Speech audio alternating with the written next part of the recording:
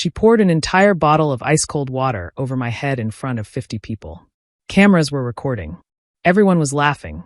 She told me I was trash, that I didn't belong in her world of luxury and wealth. What she didn't know. The quiet man standing in the corner, the one who saw everything, wasn't just any man. He was my husband, and he owned the very building we were standing in. My name is Sarah, and I'm about to tell you the most insane story of my life. About hidden identities, instant karma, and the moment a cruel woman's entire world came crashing down in less than 60 seconds. Trust me, you need to hear how this ends. This is a true story, and it's going to blow your mind. Welcome to Voice of Granny. While you are here, please hit the subscribe button and comment your view on the story and where you're watching from. I'm standing here today to share something that happened to me in Los Angeles that changed everything. It's a story about judgment, about secrets, and about how life has a funny way of teaching lessons to those who need them most. But before I tell you what happened, I need you to understand how I got there. My name is Sarah, and 3 years ago, if you had told me I would be married to one of the most successful real estate developers in America, I would have laughed until I cried. That's not the kind of life people like me end up living. I'm just ordinary. I've always been ordinary. And honestly, I liked it that way. I met my husband Thomas at a public library in Santa Monica. I know what you're thinking. A library? Yes, a library. I was working there as a children's librarian, which is something I absolutely loved. There's nothing more beautiful than watching a child's face light up when they discover a book they can't put down. I was shelving books in the young adult section when this man asked me to help him find something for his niece's birthday. He was wearing jeans and a plain blue shirt, nothing fancy. Just a regular guy who needed help picking out a book. We talked about stories for almost an hour. He told me about his niece, about how she loved adventure tales, and I recommended 3 books that I knew would be perfect. He came back the next week to tell me she'd already finished 2 of them. That's how it started. Simple. Real. Beautiful. We dated for almost a year before he told me the truth about who he was. By that time, I was already completely in love with him. Not with his money or his status, but with the man who remembered how I took my coffee, who listened when I talked about the kids at the library, who made me laugh until my stomach hurt. When he finally sat me down and explained that he was Thomas Wright, the real estate developer who'd built half of downtown Los Angeles, I almost didn't believe him. But what came next shocked me even more than learning about his wealth. He asked me to keep our relationship private. Completely private. He explained that his world was complicated, that every business deal he made got analyzed by investors and competitors, that having a public relationship would mean photographers following us everywhere, articles questioning whether I loved him or his money, strangers picking apart every aspect of my life. Neither of us wanted that. So we got married quietly, just our families present, and for 3 years we lived this beautiful double life. To the outside world, I was just Sarah Collins, the librarian who still worked at the Santa Monica Public Library because I loved it. Nobody knew that when I went home each night, I was going home to Thomas Wright, to a man whose business decisions shaped the entire city's skyline. It worked perfectly. I had my life, he had his, and when we were together, we were just us. No cameras, no questions, no judgment. Just 2 people who loved each other. I never felt like I was missing out on anything by keeping our marriage secret. If anything, it felt like we had something precious that the world couldn't touch. But then everything changed because of a single envelope that showed up at the library one Tuesday afternoon. One of my coworkers handed it to me during my lunch break, looking confused. "This came for you," she said. "Looks fancy." The envelope was thick and cream-colored, with elegant silver lettering that read, "You are cordially invited to an exclusive evening of luxury jewelry and fashion, hosted by Isabella Marchetti, founder of Marchetti Collections." I stared at that invitation for a long time, wondering how on earth I'd gotten on the guest list for what was clearly an elite Los Angeles event. I took it home and showed it to Thomas that evening. He looked at the invitation and smiled gently. "Do you want to go?" he asked. I wasn't sure. Part of me was curious about this world I'd been avoiding for 3 years. Part of me wanted to see what all the fuss was about, what these exclusive events were really like. Thomas never pressured me to attend industry gatherings or socialize with wealthy people. But maybe it was time. Maybe I was ready.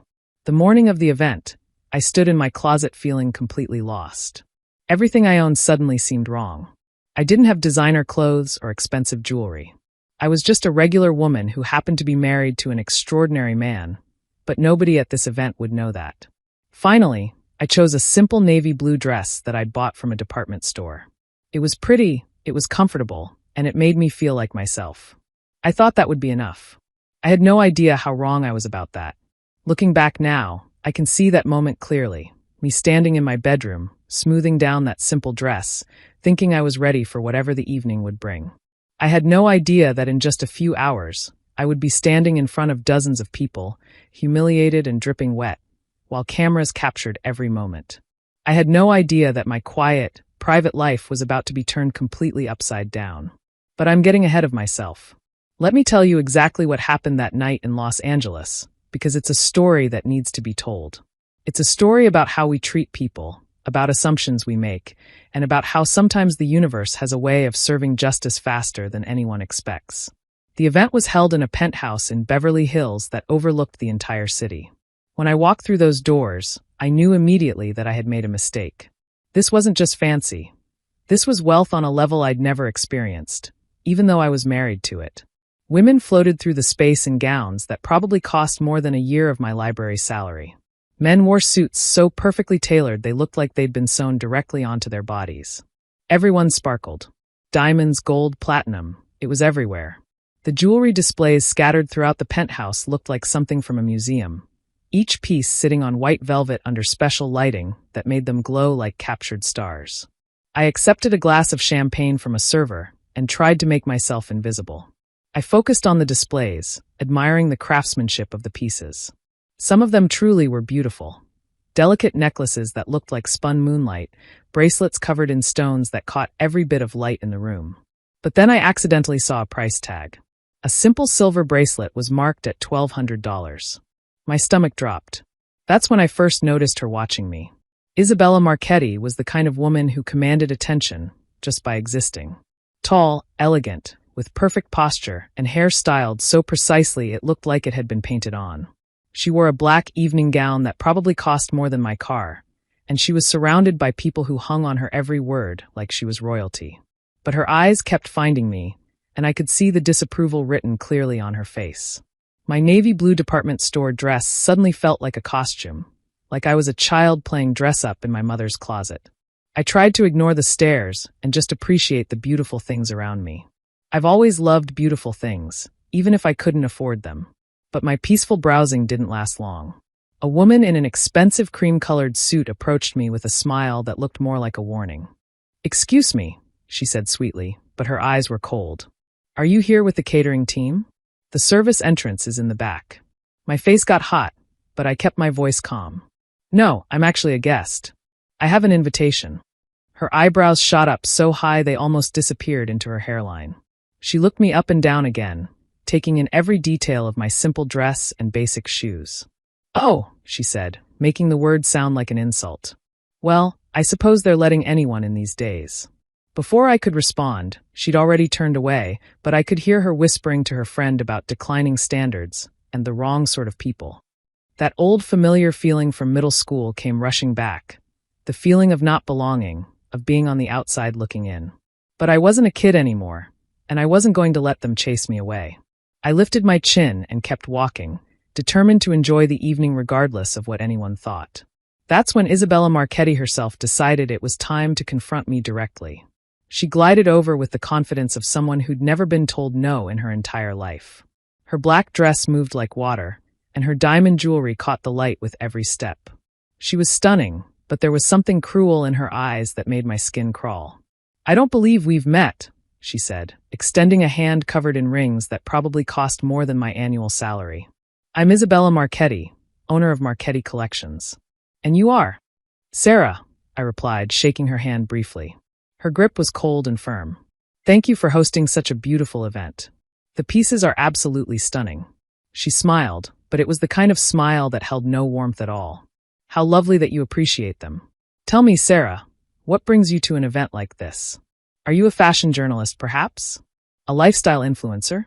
I could hear the judgment in every word. She was testing me, trying to figure out why someone dressed like me was at her exclusive event. "I received an invitation," I said simply. "I wanted to see your collection." "How interesting," Isabella said, her eyes scanning my outfit with obvious disgust. And what do you do for work? I'm a children's librarian, I answered honestly. It was true, and I was proud of it. I loved my job, and it helped me feel like I had my own identity separate from being a billionaire's hidden wife.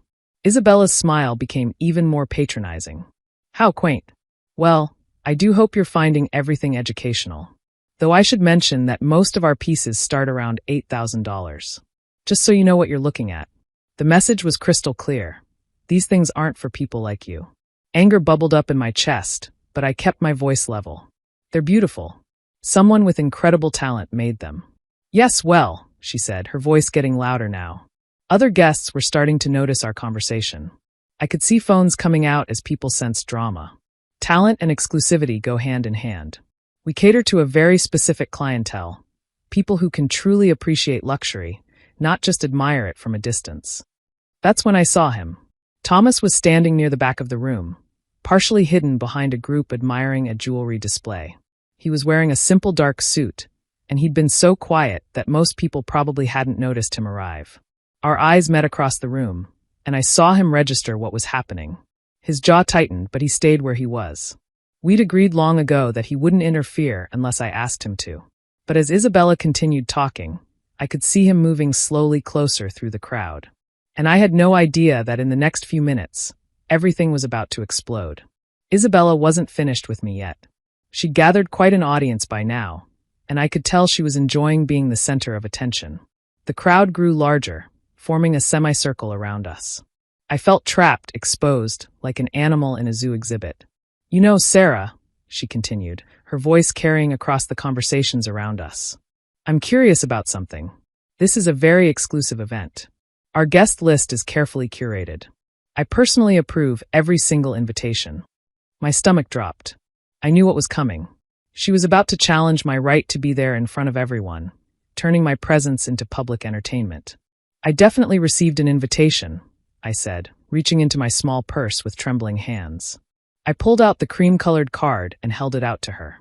Isabella took it from me and examined it dramatically, holding it up to the light like she was checking for counterfeit money. The crowd had grown even larger now, and I could hear whispered conversations, see more phones appearing. This was their entertainment for the evening. Well, she finally said, handing the invitation back with theatrical flair. This does appear to be genuine. How mysterious. I wonder how such an obvious mistake could have happened. She turned to address her audience. Ladies and gentlemen, we seem to have a little puzzle here. I wanted to disappear. Every single person in that penthouse was staring at me now. My simple navy dress felt like a neon sign screaming that I didn't belong in their world of wealth and privilege. Perhaps, Isabella continued with fake concern, there was some kind of administrative error. Sometimes invitations get sent to the wrong addresses. It happens with mass mailings, especially when you're dealing with less sophisticated mailing lists. The humiliation was overwhelming, washing over me in waves. But something deep inside me refused to back down. Maybe it was 3 years of being married to one of the most powerful men in California. Maybe it was just plain stubbornness. But I wasn't going to let her chase me away. There was no error, I said quietly but firmly. I belong here just as much as anyone else. Isabella's mask of politeness fell away completely. Do you? She asked, her voice sharp and cruel. Because I'm looking at you, dear, and I'm seeing someone who clearly doesn't understand what this event is about. This isn't a community center craft fair. This is about luxury, about exclusivity, about maintaining standards. She gestured at my outfit like I was wearing rags. You're wearing what, a $60 dress from a department store? Those shoes probably came from a discount rack. And that jewelry? She actually laughed, a cold sound that made several people wince. I've seen better pieces in drugstore displays. The crowd was eating it up. Phones were recording, people were whispering, some looking genuinely shocked while others seemed entertained by the spectacle. With each word she spoke, I felt smaller and more exposed. The problem with events like this, Isabella announced to her captive audience, is that sometimes the wrong sort of people slip through. People who don't understand that luxury isn't just about buying something expensive. It's about belonging to a world that values quality and proper breeding. I glanced toward Thomas.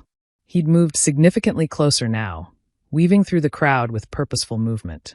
I could see the storm building in his eyes, the way his hands were clenched at his sides. But he was still holding back, waiting for me to signal that I needed help. I think there's been enough drama, I said, trying to leave with whatever dignity I had left. Maybe I should just go. Oh, you absolutely should go, Isabella agreed with vicious satisfaction. But first, I think we need a teachable moment here about maintaining standards. She walked over to a nearby table where servers had arranged bottles of sparkling water. The crowd followed her movement, like she was performing on stage. Without warning, she grabbed one of the bottles, unscrewed the cap, and held it high above her head. This, she declared to the entire room, her voice carrying over every conversation, is what happens when we don't maintain proper standards. When we let just anyone into exclusive spaces. And before I could react, before my brain could even process what was happening, she poured the entire bottle of ice-cold water directly over my head. The shock hit me first, the freezing water running down my face, soaking my hair, drenching my dress. Then came the gasps from the crowd, the exclamations of shock and horror. I stood there stunned and dripping while Isabella smiled with pure triumphant cruelty. Now, she said, satisfaction dripping from every word, I think you understand exactly where you belong. The entire penthouse went silent except for the sound of water dripping onto the marble floor and the quiet clicking of camera phones. I could feel dozens of eyes on me, some shocked, some horrified, some clearly entertained. My navy dress was soaked through, clinging to my skin, and my hair hung in wet strands around my face. But instead of crying or running away, which is what Isabella clearly expected, I stood perfectly still. I wiped the water from my eyes with as much dignity as I could manage and looked directly at her. Does that make you feel better about yourself? I asked quietly. For just a moment, uncertainty flickered across Isabella's face. She hadn't expected me to respond with anything except tears or anger or humiliation. I think, she said, recovering quickly, that you've gotten the message. Security can escort you out. That's when I heard footsteps behind me, slow, measured, and somehow carrying more authority than all of Isabella's shouting had managed. I didn't need to turn around to know it was Thomas. I recognized his walk, the particular way he moved when he was absolutely furious but trying to maintain control. The crowd sensed it too. Conversations stopped. People turned.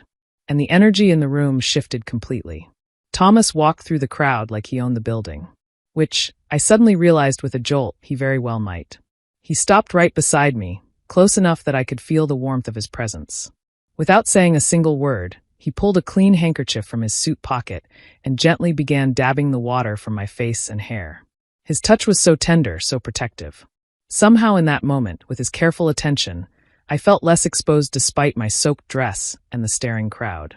He treated me like I was something precious, something valuable, right there in front of everyone who had just watched me be humiliated. Excuse me, Isabella said, clearly annoyed by this interruption. This is a private event. If you're not on the guest list. I am, Thomas said quietly, still focused on helping me dry off. He wasn't even looking at her yet. Isabella looked him up and down dismissively. His dark suit was clearly expensive, but it wasn't flashy. He didn't wear obvious luxury accessories or designer labels. In her world of status symbols, he looked like nobody important. I don't recall approving your invitation either, she said with renewed confidence, emboldened by what she thought was support from her audience. Thomas finally looked up at her. Something in his expression made several people in the crowd instinctively step backward. When he was truly angry, Thomas had a way of looking at people that could freeze you in place. I don't need your approval for anything, he said. His voice was quiet, but it carried an edge that made the hair on my arms stand up. Oh really? Isabella laughed sharply. And who exactly are you supposed to be? Her boyfriend? Her husband? She turned to the crowd again, playing to her audience. Let me guess, you're a school teacher? A small business owner? Thomas straightened to his full height. The temperature in the room seemed to drop. I'm her husband, he said simply. The effect was immediate. Isabella's confident smile faltered for just a moment. Confused murmurs rippled through the crowd. Someone behind me whispered, "Wait, what?" But Isabella recovered quickly, her laugh becoming even more mocking. Her husband. Oh, that's precious. What are you, a mechanic? A retail manager? She gestured dramatically at both of us. Did you hear that, everyone? The library girl found someone to marry her. Several people in the crowd looked uncomfortable now, sensing something was changing but not understanding what. Some were still recording, but others had quietly lowered their phones. That's when someone in the crowd gasped audibly. A man in an expensive suit had pulled out his phone and was staring at the screen with wide, shocked eyes. "Oh my God," he whispered. But in the silence of the room, everyone heard him. "What?" someone else asked. "That's Thomas Wright," he said, his voice getting stronger as realization hit him fully. "That's Thomas Wright." The name rippled through the crowd like electricity. Phones came out immediately as people began frantically searching. I watched face after face change from confusion to shock to something approaching panic. "Thomas Wright," another voice said, high and tight with sudden anxiety. "The real estate developer." "Wait," someone else said, barely above a whisper. "Wright Development. Don't they own like half the buildings in downtown LA?" "They own this building," another person added, and I could hear the dawning horror in their voice. "Wright Development owns this entire complex." The silence that followed was absolutely deafening. Isabella looked like someone had hit her with a brick. Her face went completely white as the implications began to sink in. People in the crowd were frantically deleting videos, while others stood frozen in place. Thomas didn't say anything else. He didn't need to make threats or dramatic declarations. His identity, his presence, was enough to completely transform everything. He simply put his arm around my shoulders with infinite gentleness and began guiding me toward the exit. As we walked, I could hear Isabella's voice behind us, high and desperate, completely stripped of its earlier arrogance. "Wait, Mr. Wright, please wait. There's been a terrible misunderstanding." I had no idea who she was. I never would have. But we didn't stop. Thomas led me through the crowd of stunned faces into the elevator, and as the doors closed on the chaos behind us, I finally allowed myself to breathe again. "I'm sorry," I said as we descended. "I should have asked for your help sooner. I shouldn't have let it go that far." He turned to face me, his eyes still dark with anger, but his voice incredibly gentle. "You have nothing to apologize for. You handled that with more grace than she deserved." "Did you see the look on her face?" I asked, and despite everything, I found myself starting to smile. "I saw it," he said, pulling me closer. "But more importantly, I saw how you stood up for yourself. How you refused to be broken down. I'm so incredibly proud of you." In that elevator, soaking wet and probably looking like a complete mess, I felt something shift inside me. For 3 years, I'd been hiding from Thomas's world, convinced I didn't belong in it. But standing there in my ruined department store dress, I realized something important. I did belong. Not because of designer clothes or expensive jewelry or the right connections. I belonged because I was strong enough to hold my own, because I treated people with respect, because I knew who I was regardless of what anyone else thought. The quiet librarian who everyone had underestimated. She was more powerful than any of them had imagined. And sometimes karma arrives exactly when it's needed most. The next morning, I woke up to discover the story was everywhere. Someone had managed to record the entire incident before Thomas's identity was revealed, and the internet had exploded. Within hours, everyone knew exactly what had happened and who was involved. Isabella Marchetti was trending on social media for all the wrong reasons. Hashtags like #WaterBottleGate and #LuxuryFail were attached to her name. People were sharing the video, discussing it, analyzing every word she'd said and every expression on her face. The court of public opinion had reached its verdict, and it wasn't in her favor. But it wasn't just social media drama. There were real consequences. By the end of that first week, Marchetti Collection's stock price had dropped significantly. 3 major department stores announced they would no longer carry her jewelry line.